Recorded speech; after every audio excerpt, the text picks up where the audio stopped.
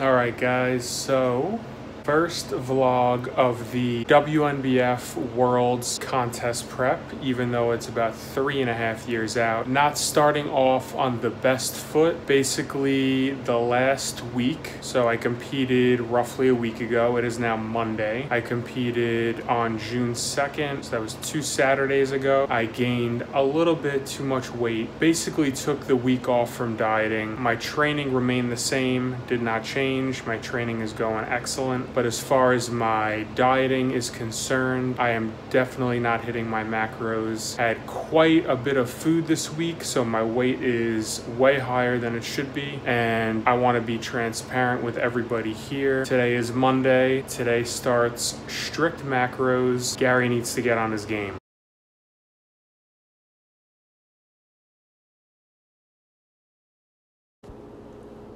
All right, guys, so something a little different for this training vlog. I actually picked 2 exercises, the incline dumbbell press and incline dumbbell row. And I'm gonna go through a couple cues and form checks that I use to properly activate the muscle. So here is the incline dumbbell press. I believe the main thing to focus on is retracting your scapula, grabbing that bench with your upper back and keeping that cue throughout the set. Also, keeping your entire body tight, really on any lift, but this lift as well, will help with a lot of power transfer. And like I said, that, retraction of the scapula is going to help with really engaging those pecs. At the bottom of the rep, so right before you start, you should already be activating your chest. A lot of people just go through the movement and they're not really thinking about engaging the muscle they're trying to target, and that is a mistake if you are trying to be a bodybuilder, I promise. So here, as you can see, really engaging the pecs from the bottom, pushing through those elbows, and keeping retracted. I just get a ton of activation that way. I definitely would give it a shot if you have trouble putting on some mass on those pecs. And here we go with the incline dumbbell row again. We want to retract and then pull. So I'm really trying to keep my elbows in best I can. And I'm actually pulling toward my hip bone to better engage the lower lats. So if you're like me who does not have low lat insertions, and that definitely makes your back look way less developed, we need to really take advantage of as much real estate as possible on our back. We need to grow as much of it as possible to get that fuller look, because we just don't have those attachments. That's just the name of the game, bringing up those weak points. Back is a weak point of mine, and I will tirelessly work these next 3 years on it. So without further ado, here is meal number 2. I didn't try to rhyme that.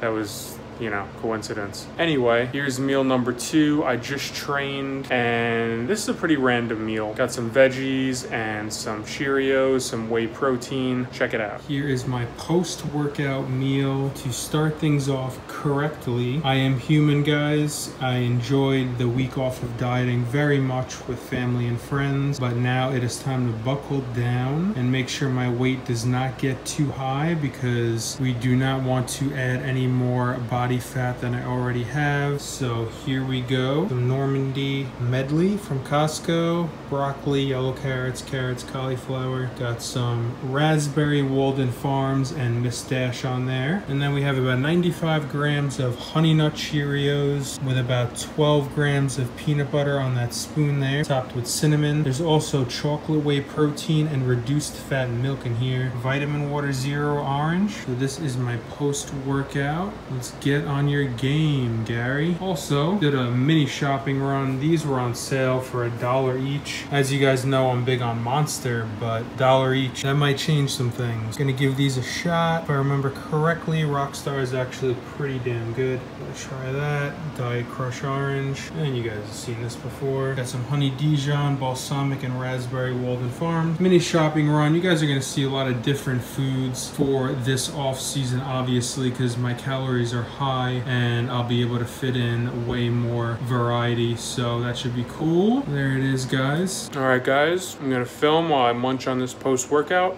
I have about 10 minutes before I gotta go drive over to train a client, but I wanted to cover some things, just trying not to talk with my mouth full. That's what my mom said, at least. Gotta listen to your mama. So I actually recorded like 4 minutes worth of footage just now, but I didn't because I didn't hit the record button. So I'm gonna try and like rehash and remember like all the stuff I said. Basically, I have always had an extremist mindset. I've always been that type of person who is all or nothing. Now, this is really good in some aspects and not so good in others. Case in point, how it's not good. I'll never ever cheat on my contest prep diet. I hit everything to the calorie. I don't miss training sessions. I'm spot on with everything when the time calls for precision and being spot on. But if you give me some leeway, like this past week where there's no competition in sight, but competition is almost 4 years away, I could eat out now, things like that. That's when I take things in the other direction. This past week, I wasn't really following macros. I was eating to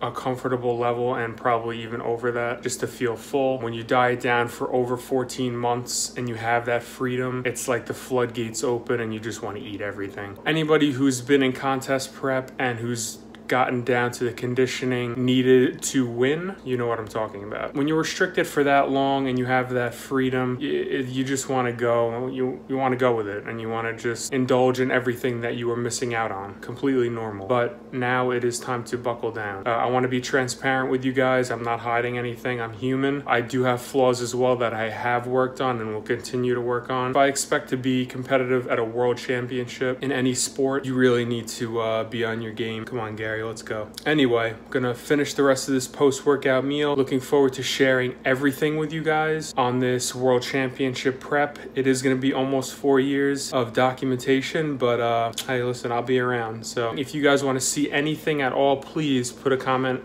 in the comment section below and I will definitely take a look and we could talk about it. Anyway, I will see you guys in a bit. Bada bing, bada boom, boys. Meal number 3, sticking to these macros. Got about 400 grams of egg whites and 3 egg yolks. Now that I'm actually eating a decent amount of fat, I'm gonna start scrambling my eggs. That I will be doing next time for sure. Got black pepper, garlic powder, and salt on there. And about 400 grams of romaine lettuce, Honey Dijon, Walden Farms, and Mustache, obviously. About 300 grams of white potato, topped with G. Hughes, honey barbecue sauce, and some regular salt. And for dessert, Cap'n Crunch.